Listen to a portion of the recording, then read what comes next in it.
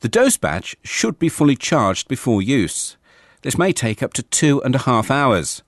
If the doseBadge isn't in regular use, it should be fully charged at least every 4 weeks. The doseBadge can be left on the charger, provided the charger is connected to a power supply. Remove the charger unit and power supply from the case. Connect the power supply to a main supply and the DC plug to the charger unit. Turn on the mains power. This will be shown by a red power indicator light on the charger. Remove the first doseBadge from the case and carefully screw it in a clockwise direction onto the charging stud unit until it is finger tight. Continue to turn until the green indicator light starts to flash. Repeat the process with the other doseBadges.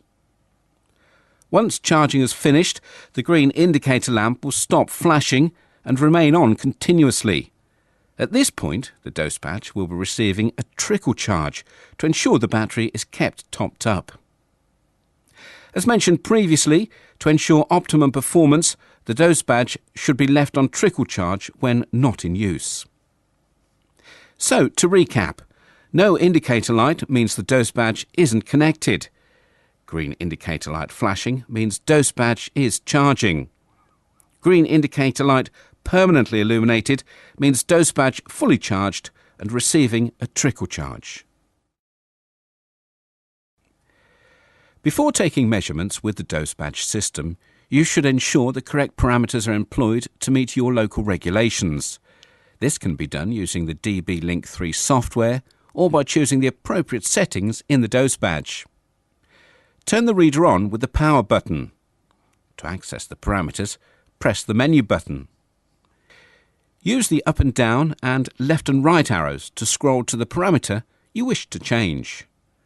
Press the OK button to accept the new entry. The menu system can be exited at any time by pressing the Cancel button.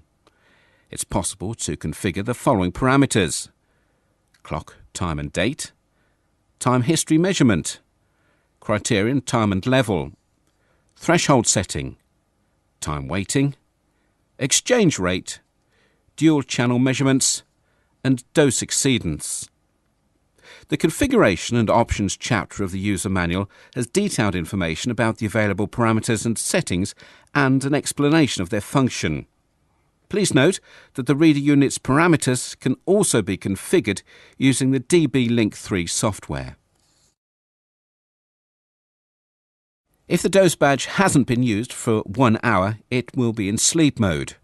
When in sleep mode, it will not be possible for it to communicate with the reader unit. To wake it up, you should shake it horizontally as shown. The status indicator will flash twice with a blue light to indicate it has woken up. It is possible to wake up a doseBadge by simply handling it or removing it from the charger unit. If, after shaking, the blue light doesn't flash, it may be the case that it is already awake. To check, point the reader at the doseBadge and press the stop button. The blue indicator light should then flash, indicating that it is awake. To reset or calibrate the doseBadge, insert it into the calibrator cavity, ensuring the infrared windows on the doseBadge and the reader are lined up.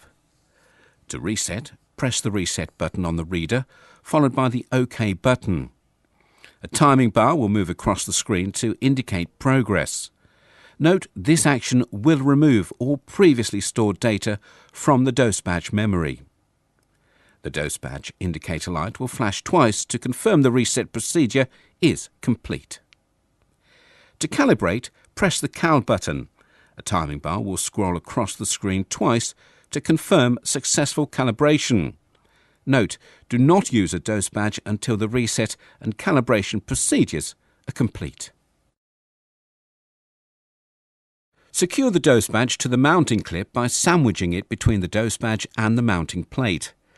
A doseBadge can be fastened to a hard hat using the optional mounting kit. The doseBadge should be mounted on the shoulder of the wearer within 10 centimetres of their left or right ear. Make sure that nothing can touch the doseBadge, otherwise the measurements will be compromised. Finally, ensure the infrared window is positioned at the front to allow easy access for starting and stopping. To start the doseBadge, point the reader at the doseBadge's infrared window and press the Run button. The timing bar will move across the screen, thereby indicating successful communication. Do not move the reader away from the doseBadge until the blue indicator light flashes. To stop the doseBadge, point the reader at the doseBadge's infrared window and press the Stop button. The indicator light will remain lit for 1 second and then go out. The doseBadge can then be removed and is ready for the measurements to be downloaded. The doseBadge may also be started and stopped using the RC101 key fob remote control unit. Point the key fob at the doseBadge infrared window and press the Run or Stop button. The doseBadge will function in exactly the same way as from the reader unit. A doseBadge can be recalibrated at the end of a measurement. This is an optional step. To calibrate, insert the doseBadge into the calibrator cavity, ensuring the infrared windows are lined up. Press the Cal button. A timing bar will scroll across the screen twice to confirm successful calibration. To read the measurements to the reader unit, insert the doseBadge into the calibrator cavity, ensuring that the infrared windows are lined up. Press the Read button on the reader unit. During the download process, a timing bar will indicate progress of the data transfer. Once complete, the reader unit will display the measurement information. Use the up and down arrows to view the measurement data. Downloaded measurements are stored in the reader unit's memory automatically. By default, the last measurement to be downloaded will be displayed. The display will also indicate how many measurements are stored in total. In this case, there are 10 measurements, and we're viewing number 3.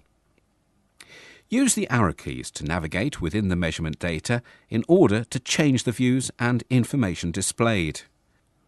A range of data can be displayed, for example, LEQ, LEX, peak dB, C, or time history.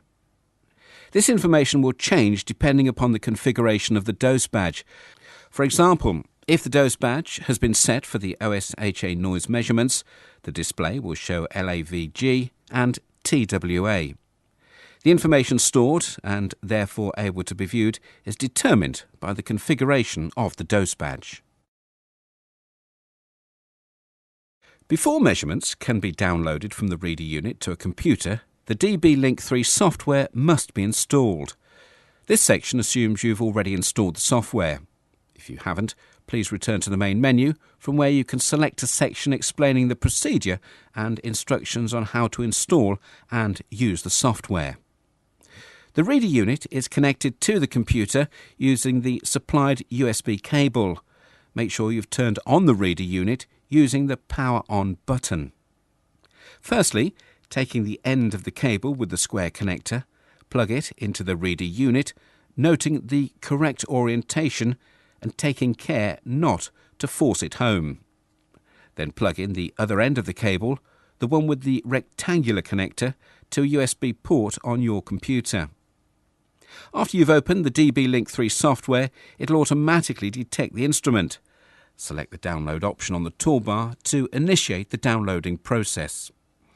Further information can be obtained from the main menu software section or from within the DB Link 3 software help.